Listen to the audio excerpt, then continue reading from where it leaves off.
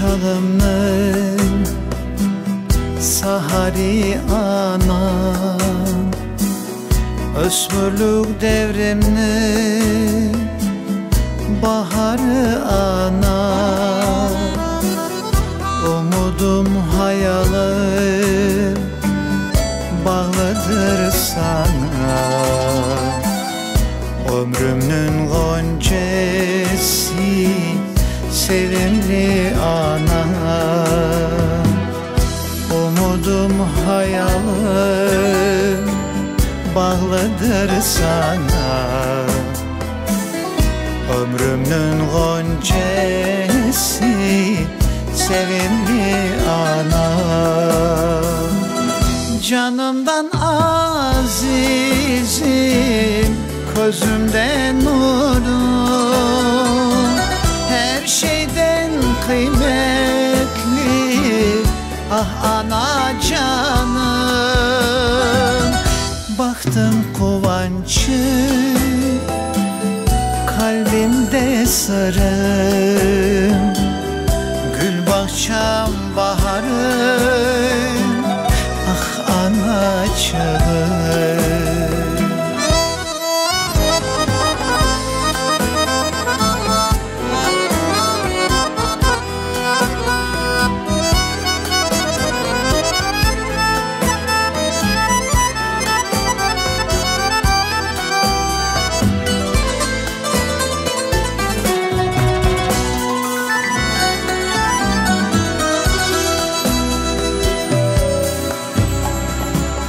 Sözlerim deryaya,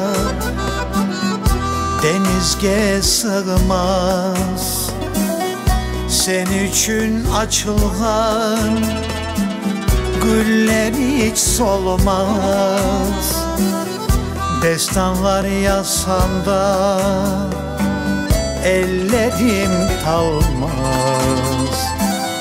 Derdimin devası sevimli ana. Destanlar yazsam da ellerim talmaz. Derdimin devası sevimli ana. Canımdan azizim, gözümde nurun, her şeyden kıymetlim ah ana canım. Baktım kuvançı, kalbimde sırım,